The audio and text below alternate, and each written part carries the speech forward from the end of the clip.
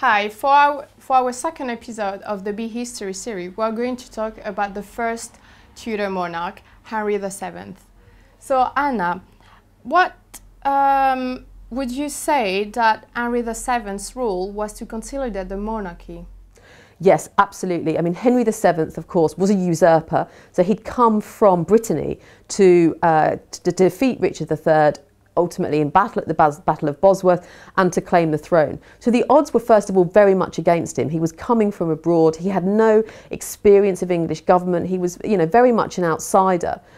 But the steps that he took, having picked up the crown, if you like, at Bosworth, were pretty pragmatic. First of all, he married Elizabeth of York. He was from the Lancastrian side of the Wars of the Roses. So by doing that, he kind of brought the two warring factions together.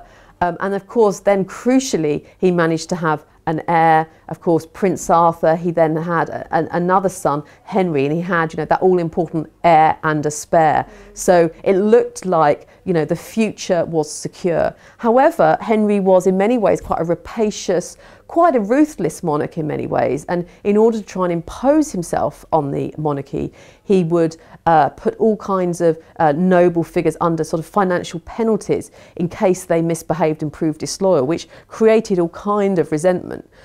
And in time, of course, Henry's wife dies, and then Prince Arthur dies soon after his marriage to Catherine of Aragon. So suddenly, having seemed to have a very kind of secure future succession established, things began to look a little bit shaky.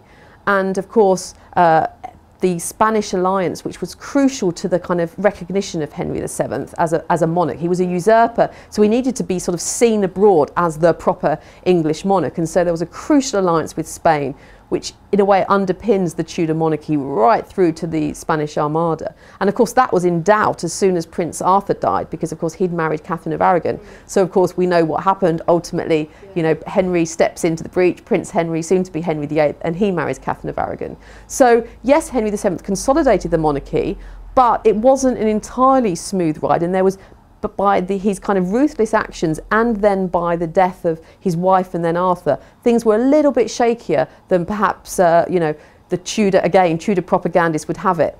Okay. What legacy did you leave?